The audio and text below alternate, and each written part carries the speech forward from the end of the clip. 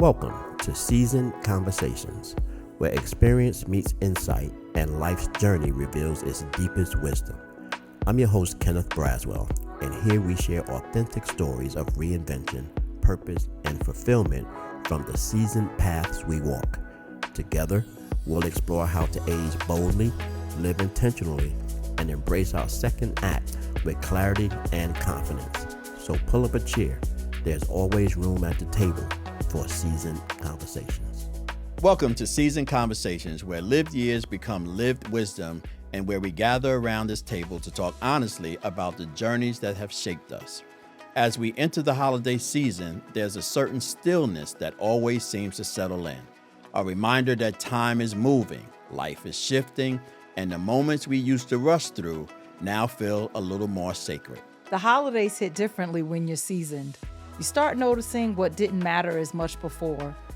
The pace of the day, who's missing from the room, who's growing up too fast, and how the traditions you once relied on have quietly transformed. And instead of focusing on the hustle of gifts and shopping, you begin to ask a deeper question. What do I really want to leave behind? Exactly, because presence starts to mean more than presence.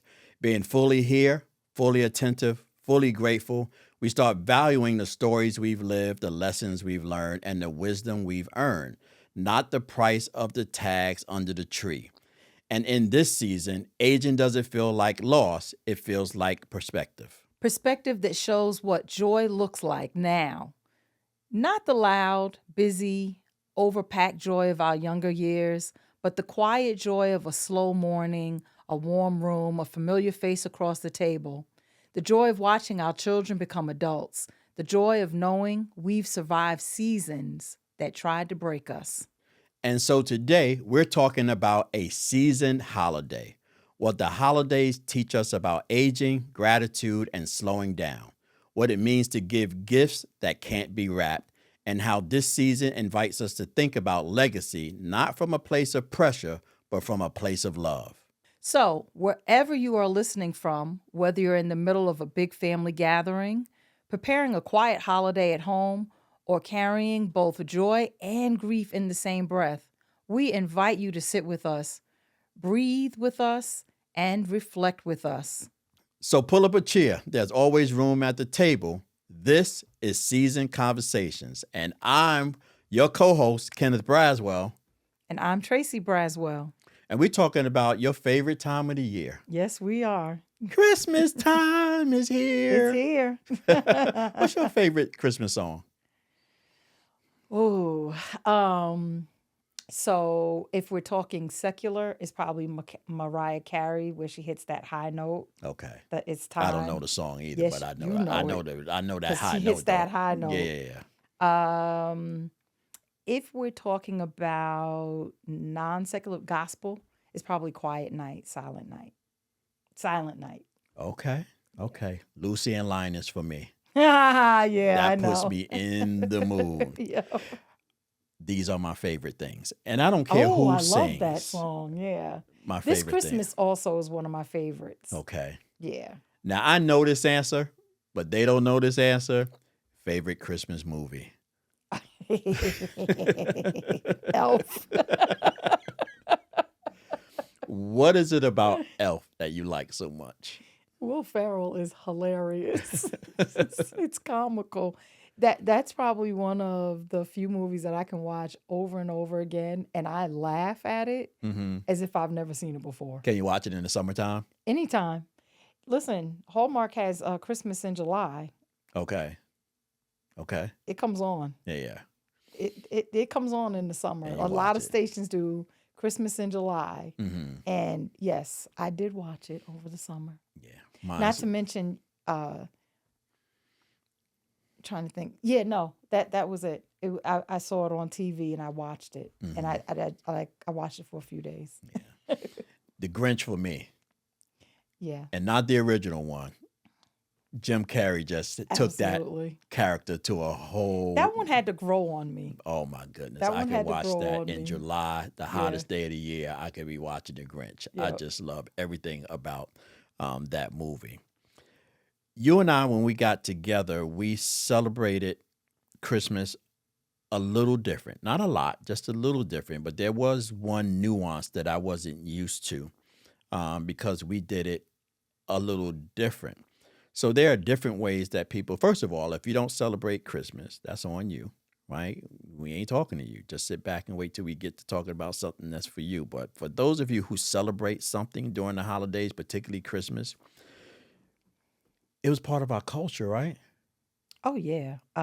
Christmas was a big deal in our house. Yeah. And it wasn't just about the gifts, but it was really about family time. And we just enjoyed each other's company. That, some of my best memories are Christmas Eve, where the family was together and we just had a great time.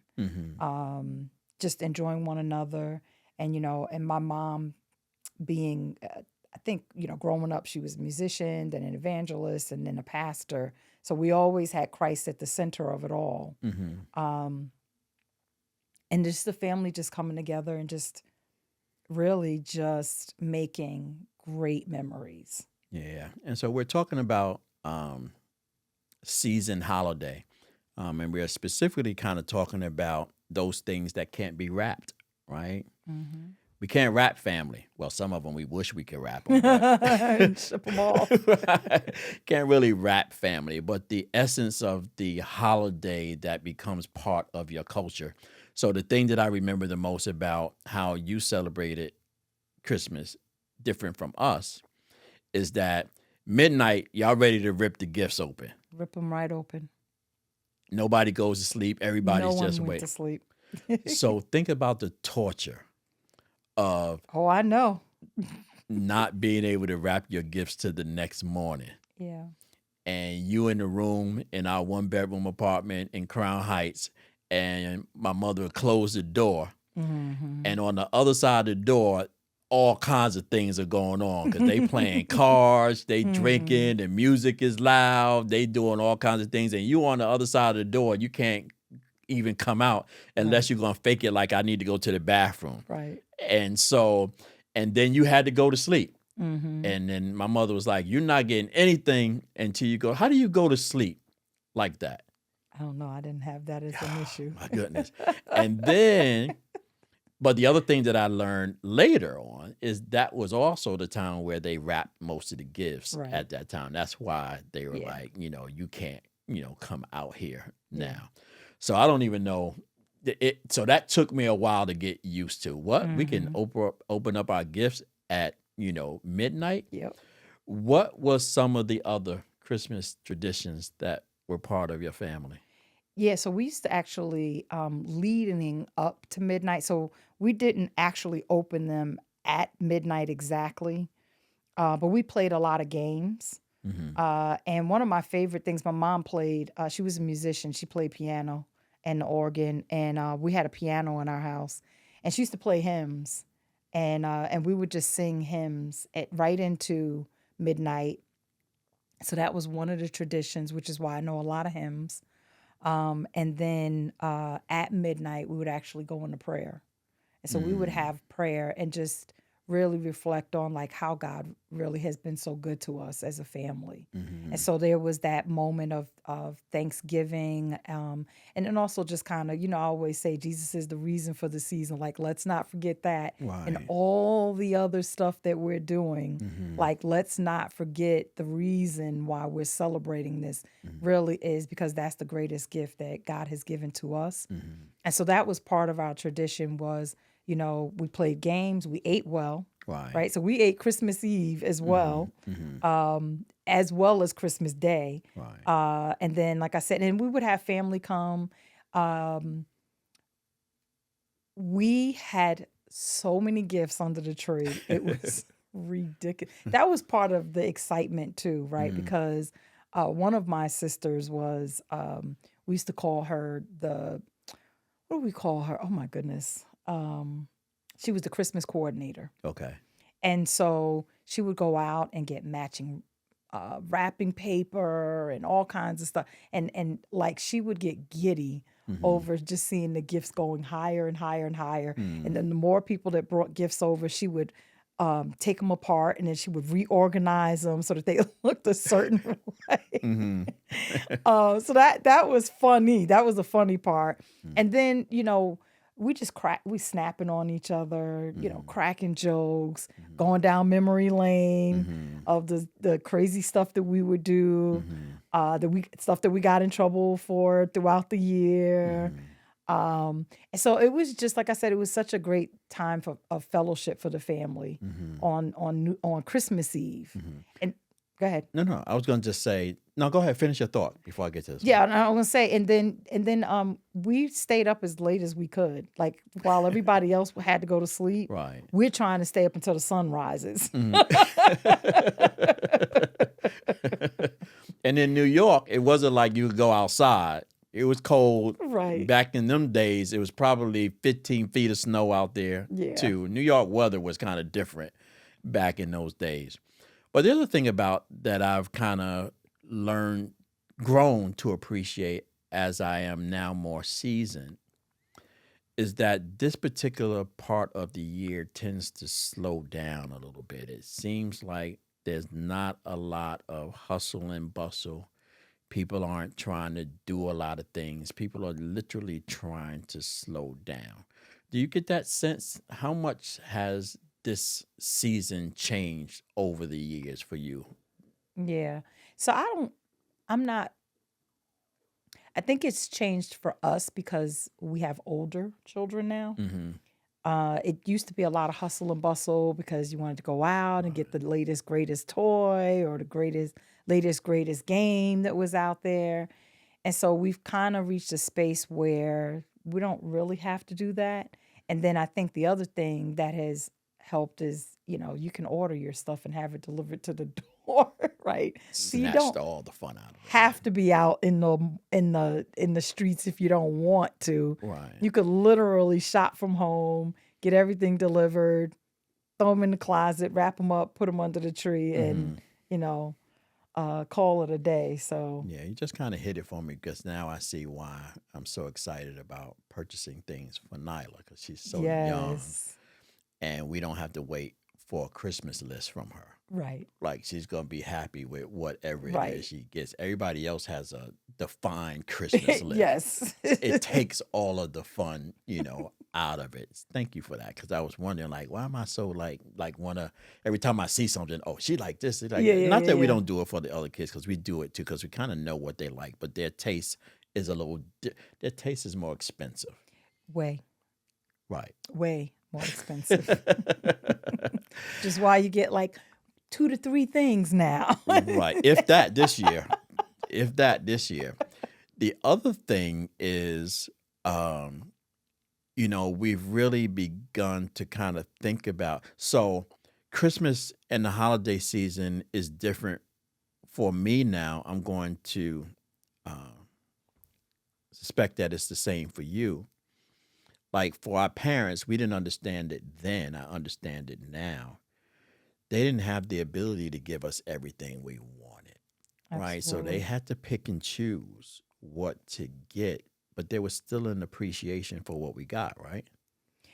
Yeah. So, I mean, something else a little bit different for me growing up is because we had so many family members, we didn't just get it from just our mom and dad. Okay. So we had like aunties and uncles that, they would contribute to the gift giving as well. Mm-hmm. So we did have that also.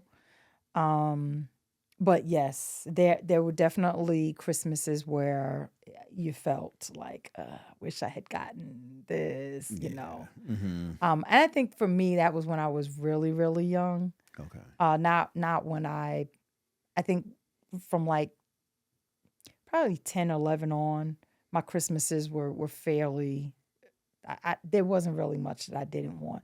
Right. It was the younger years, like when you were wanting certain toys, that you couldn't get.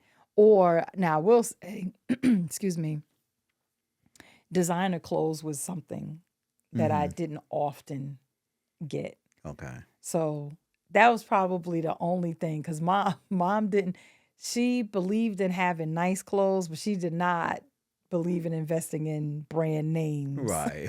So Especially Thus- something that she could sew on herself. Thus the fact that I had some Caldor with the check mark shoes instead of Nikes. Right. Because mom was like, they look good. I was like, Right. mortified. Are you kidding me? Like, what is this? The other way I think I've somewhat sucked the joy out of that particular component of Christmas is that I don't wait for Christmas. You never do. You really. But I wasn't able to do that Yeah. growing up. And so I've always wanted to ensure that my children never wanted for anything at any point. Mm-hmm. And so if you ask for it, I'm not going to wait. We used to be told that all the time, right? It'd be June. Be here for Christmas. It'd be February. Yeah. They were like, maybe I'll put that on your Christmas list, Yeah. right? But, we've just been like, if you want it, you need it. If it's within my ability and it's not outrageous, then who am I to say no? Especially when you're doing all the things that we expect for you to do as a child. We say, listen, we want you to get good grades in school. We don't want you to get in any trouble. We don't want you to cause any issues for us. We want you to be a child, but we don't want you to put kind of stress. And for the most part, we've never had any of those things. Right. And so when they ask for something, like, it's very hard to say, let's just take KJ, for instance, right? To tell a kid who's straight A's, varsity athlete, never been in trouble. It's a good kid. People love him. When he asks to say no, just for the sake of saying no, right?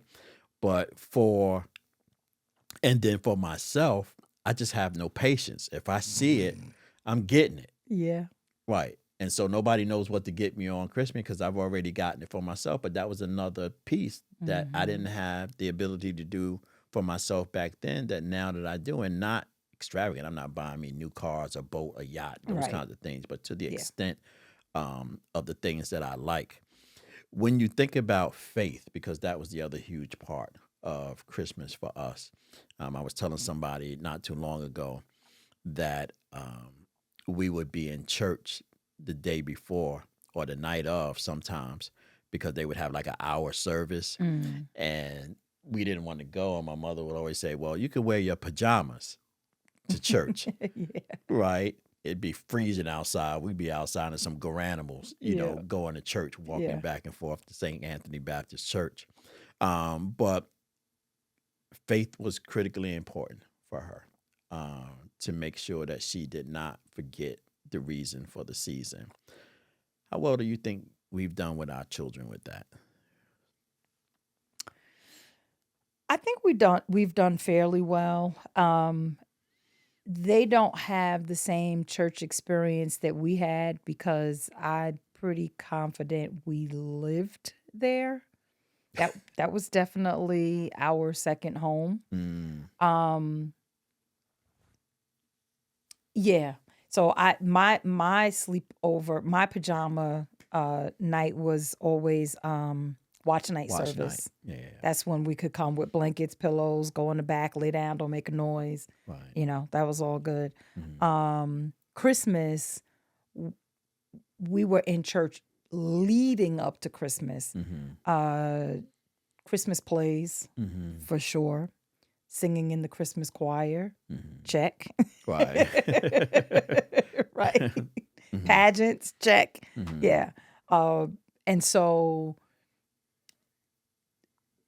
for us, because times have changed somewhat, and I think we go to a different type of church that, of course, still esteems Christ, but maybe doesn't require us to sleep there. Right. Right? Yeah. Our church, Discover Life, where Pastor Roy is our pastor and Pastor Crystal, they are more into go spend time with your family. We don't need you to be in church Christmas Eve. Right. That go spend time with your family. Right. And so I have found towards the end of the year, we actually scale back on having people come to church because his thing is hey, your household is your first ministry, right? Your marriage is your first ministry, your children, take care of your home. So I think while our kids have not had the experience of living in church, I think we've still done a good job because we still incorporate, teachings within the home. They go to schools that talk, that are Christian schools and carry the same values that we have. So I think that they're missing the experience maybe of like living in church like we did, but I think that they're still getting the values because we're still instilling the values. Right. We're just not saying that in order to show that you're a good Christian, you have to stay at church. Right. It's just I've always been conscious of trying to not allow specifically Christmas to be this is just what we do, right? Like there's no real tradition behind it. This is just what we do. It's just it becomes like habit forming, right? And it has no meaning for it. I know that when we talk about this whole notion of things you can't wrap, and as we're talking about family, because I think family is probably the biggest one of the things that you can't, wrap. But I have always been envious of those who have had very big and close-knit families that spend a lot of time together, even outside of Christmas. Like they're always together. They're always doing something. And I think it has something to do with how I was raised, where I was raised. And then I just didn't have a lot of siblings and cousins and all. I had some, and we had our moments in life that I could look back at. But when I think about this, the totality of the feeling of big family, right? Eating Sunday dinner every Sunday, right? Getting together and those kinds of things. I think it's one of the things that, at least from my outside observation, it's what people endear the most about Christmas family. So certainly family is an integral part. And I think it applies whether or not you have a big, huge family or if a really small, intimate family, because I think it boils down to the fellowship that you have with one another and the memories and, like I said, for me growing up, some of my greatest memories were Christmas Eve. Just having that time and looking back. And, unfortunately, some of the family members I'm not even speaking to, like we don't even talk to this day. Like we don't really have any connection anymore. Right. But that doesn't take away the great memories that we had together. Right. So I do think that that's an integral part. And so let me be clear about this. You can't pick your family, right? But in some instances, your friends, become your family. And so I think it's important to not put in the box like that we're only talking about people that are blood relatives. Because I've had some great Christmases with people that I just called family. Like that's my sister, right? And we've had some great times celebrating the holidays when I was not able to spend time with my family because, people pass away. And so I think for people who are maybe missing family, being mindful, like who do you have surrounded that, that you can pull in and engraft into your own family, so to speak, and make good memories with them. I think the other component of the holiday, because it's such a major milestone in the year, that it can oftentimes remind you of people who are no longer here because of those moments, right? Because you remember the Christmases, you remember that person's face, or you remember that person's voice. Thus, Christmas can be a happy occasion for many, but for some could not be so happy. Right. Unfortunately, that's just the reality. I wish that everyone could really just partake in the the holidays, but we do know that there is a population among us where this is really the saddest time of year for them. Right. And I think for those of us who, we still have family with us and we still have close connections. I feel like we have a duty to, if you know of someone who this is a rough time of the year, you got to make it your business to reach out and check on them and pull them in, right? Amber, our daughter Amber, she is good for having a friend come over for one of the dinners. Like I always am mindful that someone might stop in on Thanksgiving. Somebody might come through on Christmas because their family's not nearby.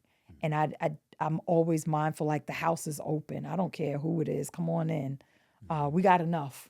Right. we have enough. Yeah. We've now been in Atlanta for 11 years. How is Christmas without snow? Real snow. Not a dusting. So I don't miss the snow. I do like to see some flurries every now and then, see it come down. I think like last year we did have a moment where it snowed for like 10 minutes, right? It might have been 30 this time. And the boys went outside. Yeah. And it was fun to watch them do that because they have not had that since we've been down here. So because they were used to doing snowmans and snowball fights and stuff. So it was fun to see them, even in their big old teenage years, to go out there and throw snowballs at one another, put on winter coats. It was hilarious. Coats that up to here. I know, right? So yeah, but I don't miss the coldness. I don't miss having to shovel. Yeah. I don't miss having to worrying about ice on the ground. And because for me, so the reason why I think I like the snow in the South is because it doesn't get dirty. It snows, it's white, it's pretty, and then it just disappears. When you're in New York, that snow falls, and when the trucks come down the street, it's there it's for black. a few days. It's just a whole bunch of black and white, gray mounds all over the place. Yeah.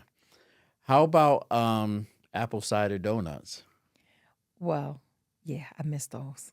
I just miss those. I think that's one of the issues being down here is that we do not experience the depthness of the seasons. Speaking about season collective, right? So coming from New York, the seasons are very distinctive. Like we know winter, spring, summer, and fall, and we can watch them change from the next. In Atlanta, it just seems like it's hot, Cool. lukewarm, or cool, Yeah. maybe a touch of cold. Yeah, we get cold for like maybe 30, 45 days. Right. And I'm okay with Then that. it's lukewarm again, Right. then hot. Yeah. Right. The other thing is we also don't see the depth of foliage. Right. Not unless you go a little further north. They get it a little bit more than we do. But Right. yeah, where we are, not so much. What have you settled in as it relates to the holidays in terms of meaning, right? So when we were younger, the holidays kind of meant gifts, Yeah. family, getting together, those kinds of things. What has shifted for you as a reason? And I know that faith is a huge part of it, but faith has always been a part of it for you. But now in a more seasoned space, like when you think about the meaning of the holiday, what resonates for you and what has changed? Yeah. I'm going to say this isn't necessarily about, for me, it's not about being in a seasoned space. It's as I watch the boys grow up, and I think about, you've used the word legacy a few times, and I wonder what gifts have we instilled in them? Meaning, I think about like in my younger years, unfortunately, some of those were filled with trauma, right? And so, the great news is we've not created trauma, you know, but what gifts have we given them? Like, I think about in the Bible how specifically fathers used to bestow, like literally bestow blessings. Like they would speak blessings over their sons. And so that kind of got me thinking about like, what gifts are we giving? Are we giving them gifts of peace? Are we giving them gifts of patience? Are we giving gifts of, good character? Or are we giving them gifts of, obviously we want to give them the gift of Christ, right? And so when I think about giving now, I'm looking at them and I'm saying, are we giving them the gifts that they need to be really good human beings out in the world? Are we giving them gifts to help them navigate relationships? Are we giving them good gifts to manage a business, right? So what are those types of gifts that we're giving them? Like, how are we affirming them, right? And then, the flip side of it is, have we given them gifts that will not serve them well? And if we have, how do we course correct that and give them a gift that will supersede if there's something that we've given them? So that's kind of the space that I've been in terms of gift giving and legacy. Like this time of the year, that's what I've begun to think about because, we got one as a senior and one as a junior, right? And so time is moving quickly. Right. Time is filled with swift transition. Yeah, Those of y'all who know hymns know exactly what I'm just saying. But just really just giving thought to like, because I think about like every word counts, right? Everything that we speak to them counts now because this is their formative years where they solidify in their minds who they are. Right. And that's from a psychological standpoint of view, right?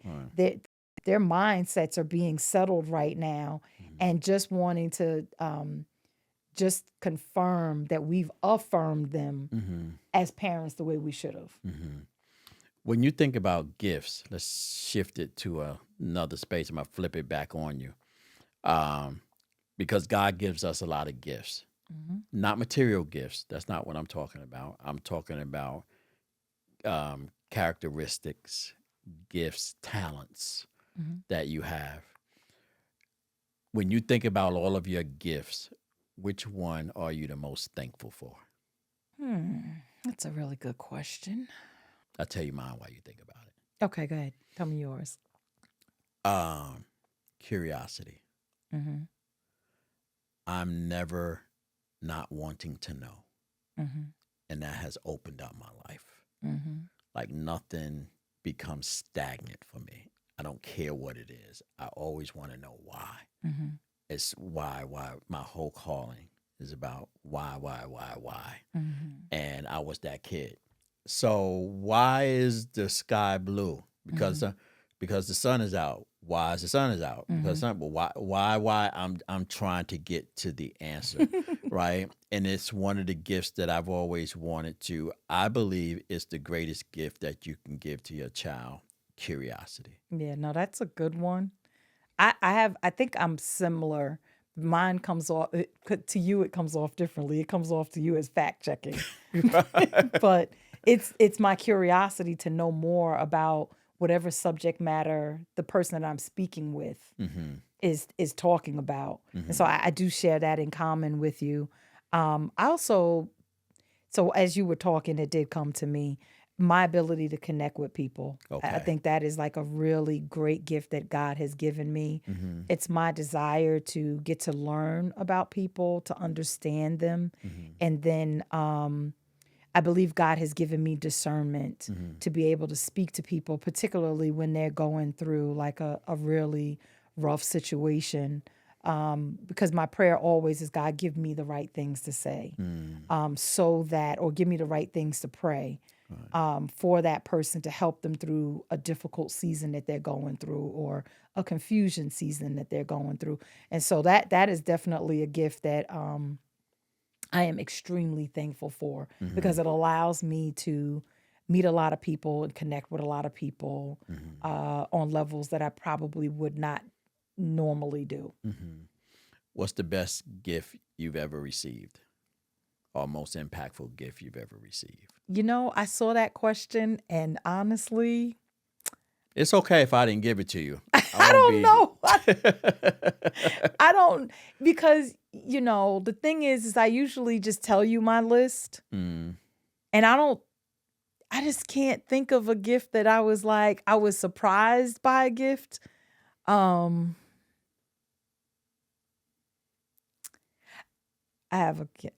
do have one. So earlier this year, you gave me a gift and you didn't know you gave me a gift. And your gift to me was I release you. Because I have been by your side 21 years with Fathers Incorporated. And you said, I want to make sure that you utilize the gifts that God gave you for the vision that God gave you. And so he's like, I want to release you so that you can go and do those things and explore what that looks like. So that was a very impactful gift that I got from you. I remember saying that. Yeah. Didn't know, wasn't thinking about it as a gift. I think it was more a recognition and then that's a why it was a confirmation. gift. And then a confirmation, which was, no, it's not all, she has a loyalty to you that goes beyond what you're thinking, right? It's not a dependency loyalty. Right. It's an obligation loyalty. And it's a gifted loyalty because that's why I sent her to you, right? That's why you found her. And it's up to you. The rib is part of you. You have to break it off and set it free. She can't break it herself. She has to break it herself. So thanks for that, because God is in this confirmation. Well, hold on. I want to pause there. I'm always gonna be your rib. I ain't know. breaking off. Yeah, well, break off, not break off to go on. And, to be clear, yeah, we're not doing that. You, but break off in terms of you can't break it. Like the releasing has to. If you gonna do it, you have to release it yourself. It's nothing that she's gonna ever pull away from. But the other thing too is I've been doing, if you've been watching season conversations and season sessions, I've been talking about this whole notion of faith over fear. I've been hitting the ground with this. So Tracy and I are in somebody's, whatever store it was, going through the racks. And there was a sweatshirt. And the sweatshirt had a scripture on it, and I can't even remember what the scripture was. And I said, oh, look at this script. First of all, let me back up because I need to tell the first part of this story. So the first part of the story was the first sweatshirt I think she found, and it was Jesus is the reason for the season.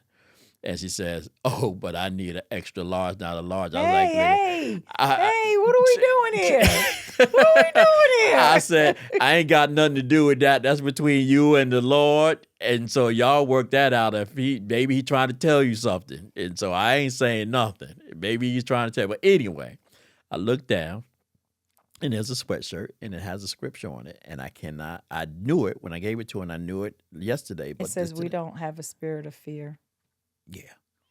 And then I hand her the sweatshirt, and on the back of the sweatshirt is faith over fear.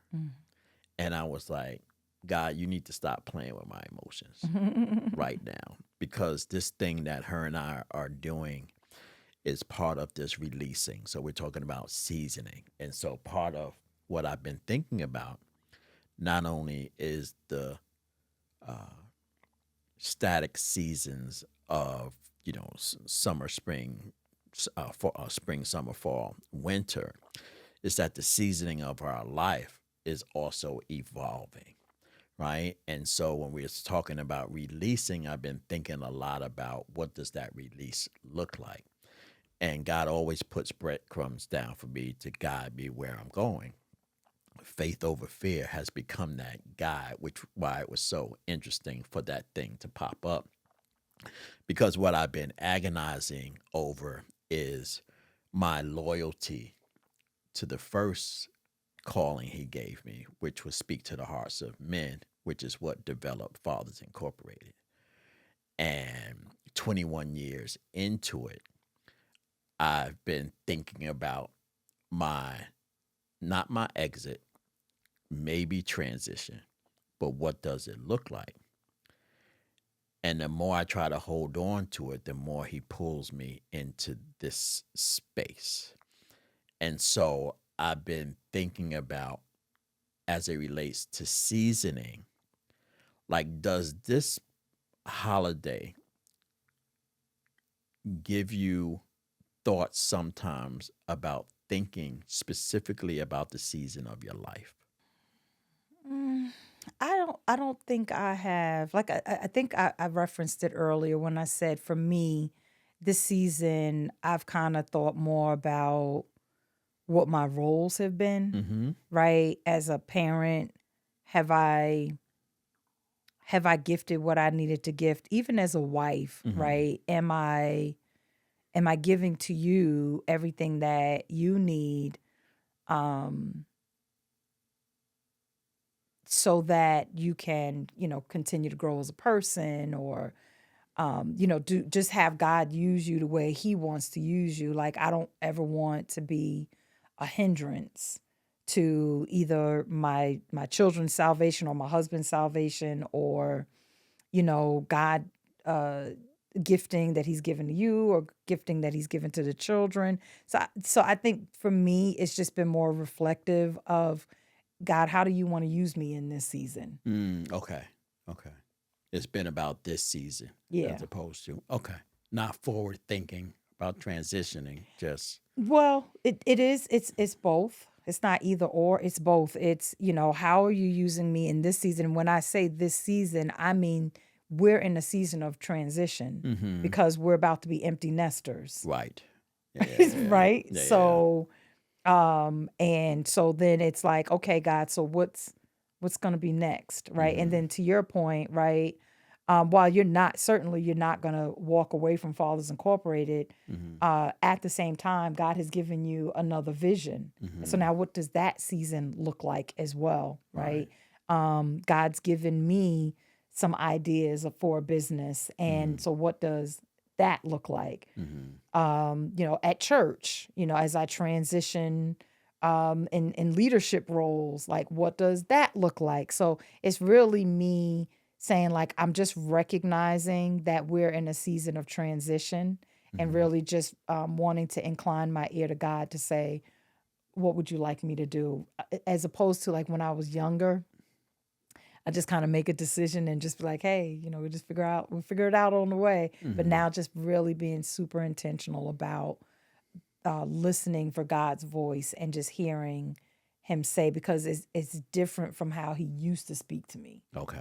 Right. And so getting used to, like, the new way where, literally in times past, I've heard God's voice and I knew, right. But now it's more like, I'm not going to necessarily, Right. I'm not treating you like a child anymore, where I got to speak so that you can hear me, but I'm going to show you some things, and I'm going to give you discernment so that you can kind of make good decisions. And, so that's what I mean by looking at this season isn't just like today. It is literally this season of transition.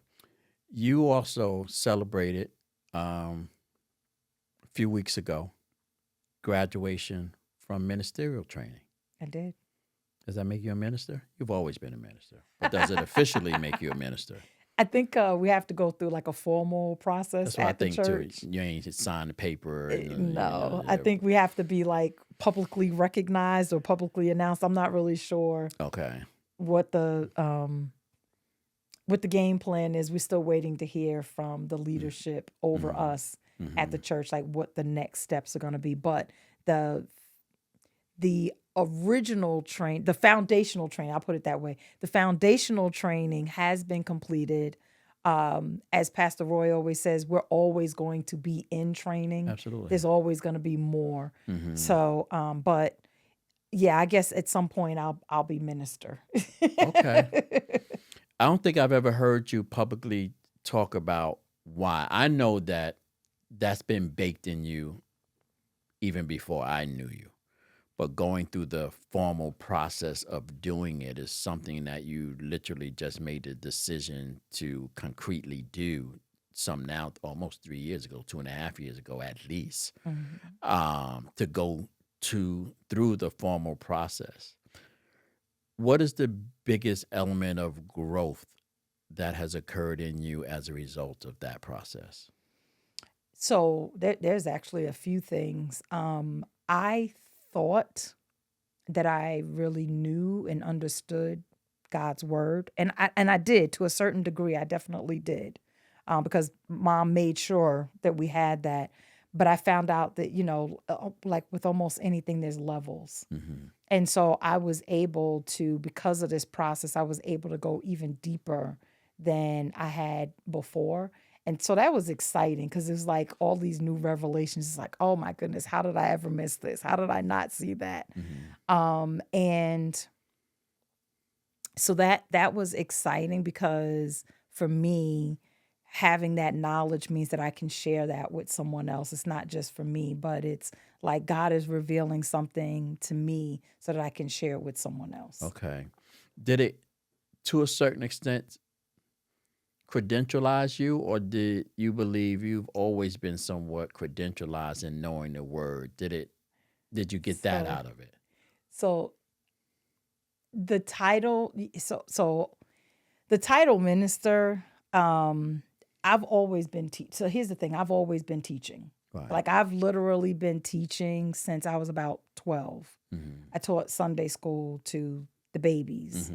And then when I got older, I taught women's Sunday school. Then I taught the whole church Sunday school. Even where we currently are now, I've worked back in the youth. I teach on finances, biblical financial principles. So I've always been in that mode. So I don't think that changed for me. Like the title doesn't change what I already love to do. Right. And so I don't feel like I'm credentialized. I just feel like I went through the man-made process. Okay. That I'm supposed to go through. Yeah. Right. I mean, it's one of the things that I have always admired about you, because you do know the word. And like, even I've come to you and I've heard something or I saw something and I'm like, what does this mean? Or what is this about?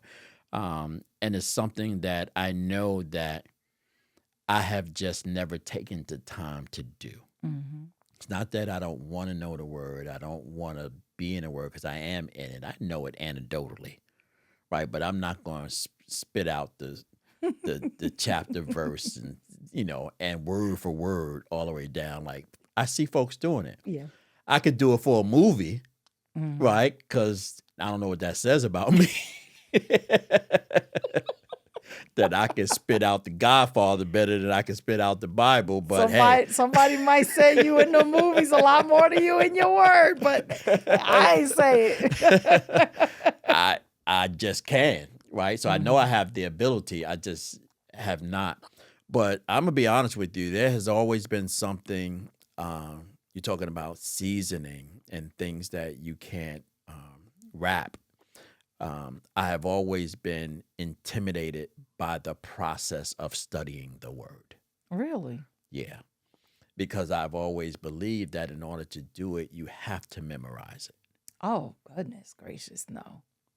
That is the qualifier, right? The qualifier is to be able, which is why, because I've always heard, memorize your scripture, memorize your scripture, memorize your scripture, memorize. I have. He wept. He wept. See? Jesus wept. Couldn't even get that right. Couldn't even get that right. That's why I'm intimidated by it. Couldn't get that right. Shortest verse in the whole Bible. I done messed that one up, except for amen. I got that one. But have always been intimidated by not being able to word for word for word for word, like being able to do that. And always thought that was, when I talk about credentializing. Yeah. Like there's some part of it that being able to do that is a credentializer. Yeah, so I would say that if you compare it to watching the movies, and you memorize your favorite lines, it's because you watched it multiple times. It's the same thing with scripture. If you read the scriptures multiple times, eventually the lines are going to stick in your head. Right? So You said, how come you say I'm just saying? I'm just saying. No. No, seriously though. It's the more you're in it, the more you're going to memorize it. And so you have to be like, you just recently got us some cards. And I picked out my favorite verse, Jeremiah 29:11. And I have that up in my bookcase. But that's one way to get started. Like you just put one up and just look at it like every day, right? Pick one out that speaks to you, right? That's another piece, right? Like that one I put out because that literally speaks to me. It talks about how God plans to, that he's got plans for us and that he plans to prosper us and not to harm us, to give us a hope in the future. Right. Right. And so that's the reason why it's easy for me to memorize that, because that's a promise that God gave us. Right. And so it really just comes down to being intentional about studying. Just read and journaling, right? Sometimes some people do it better by just having devotionals, right? You get a book and you got your journal. I know that's something that you've started kind of, you like to write things down. And so as you kind of go through it, you will find things that speak to you and you're like, wait a minute. And then all of a sudden, the next thing you know, you're like memorizing scriptures that you had not memorized before. Yeah. See, I'm different. I remember the stories and the parables. You do. You definitely do. I just don't. I can't. Right. You can't tell me where they are.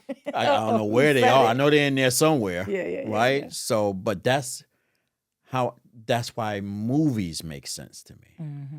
Because I can internalize the movie, the story. Yeah. And I can tell you, even sometimes in a movie, I can't give you all the lines, but I can regurgitate the storyline for you like nobody's business, because that's how I listen and that's how I absorb information through stories. That's why I love telling stories. That's why I love hearing stories, because I'll learn more.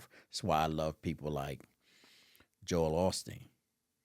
He's just a storyteller. Like he's not a hooper or hollerer. He's just a short storyteller. And I will remember, Pastor Roy tells stories. He does. Well, good Pastor news. Trey told stories. Like Pastor C told stories. I mean, she told stories and a comedic act at the same time. So it was kind of like you ain't know whether or not to be serious or laugh or whatever. Yeah. But Pastor Stewart told stories. Here's the thing. The Bible is nothing but a book of stories. I know. Yeah. It's literally a book of stories. And one of the interesting, because it's about people. Right. And how they relate to one another, how they're relating to God. Just not linear for me. What do you mean by that?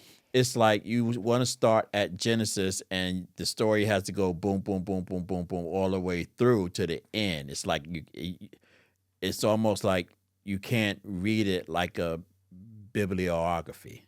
You mean like historical? Yes. I got you.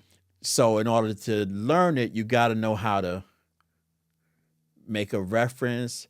What did they talk about here and how it was connected in the Old Testament? Then what does it mean in the Old Testament? And then you get to the three, the John, Luke, and the Mark, Luke, and you know Matthew, what I'm Mark, talking Luke, about. yeah. They all three saying the same thing. They just, wait a minute, I thought this was a book. That's like three authors in the same book. It's like, why did they put three authors in the same book? Remember the movie, oh my goodness, what's the name of that movie? There was a movie that was with Forrest Whitaker. And it was about a person that like an accident or something happened.